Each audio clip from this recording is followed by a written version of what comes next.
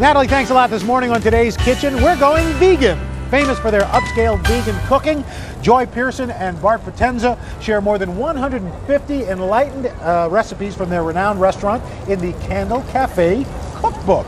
All on vegan cooking. Joy, Bart, good to meet you guys. Good to meet you, Thanks for having us. Now, these days when you hear stories about mercury and things like that, do you guys, is it hard for you to not go, ha ha ha, we told you so? Yeah, sometimes it happens that way because the press is sort of friendly to us these days. You know, our food is addressing such a broad range of clients right now.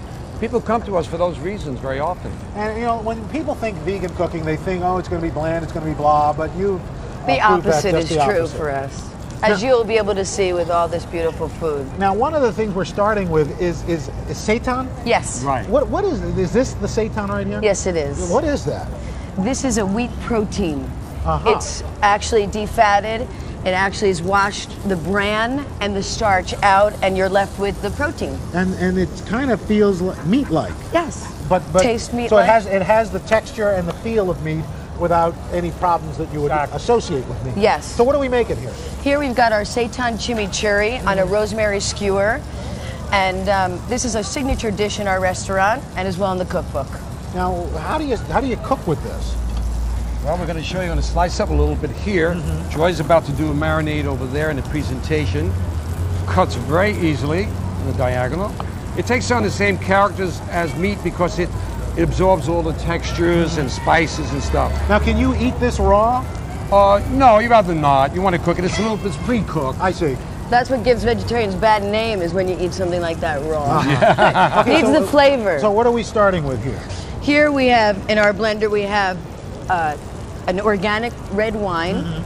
We also have So some vegans fresh... do drink? Oh, yeah. You like to knock them back a little bit. Okay. And we've got great sake drinks all made with watermelon, fresh watermelon juice. We're going to blend that up.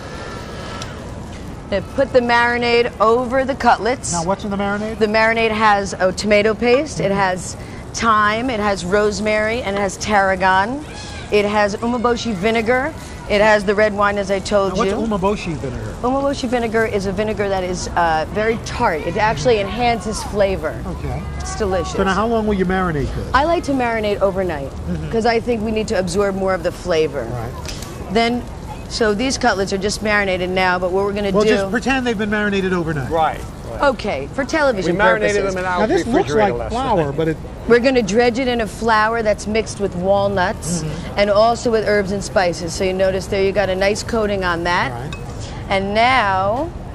So it's got that marinade, it's got the flour coating, and then... And the nuts in the coating. And now we have the cutlets. Look how beautiful It smells really it is. great. Yes. And it looks good. Yes, and it tastes good. Even more importantly. Even more important. And then what do we have here? What is it that we're going to That's a mashed potato with an infused with herb and a roasted garlic.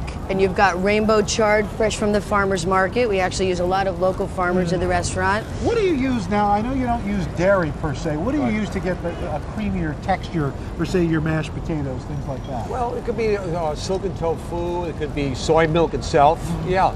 Thickeners like agar, things of that nature. Are you surprised at how big, say, something like soy milk has now been embraced by the mainstream America? Oh yeah, It's amazing. We're in our 20th year of doing this, and like it's got an energy of its own. We're just sort of following along with the energy. At So- Candle 79, we feature this in many forms. Sometimes it's done as an entree. Sometimes in this form, it's Now I'm an gonna appetizer. Plate it up for you. Okay. It smells fantastic. Yeah, quite beautiful. Fantastic. And actually, I'm going to take a little bit of this basil oil. It's a tomato basil. I'm going to drizzle it over the top, and then I'm going to drizzle it around the plate.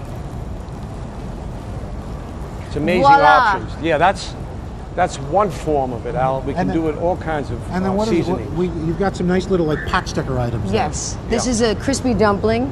It's delicious. It's made with a carrot miso dipping for it. sauce. And now, where we usually think vegan kind of falls down as dessert, what is the dessert you've got here? These are chocolate peanut butter pyramid. It's actually a layer of a peanut butter mousse, layer of chocolate mousse with chocolate cake.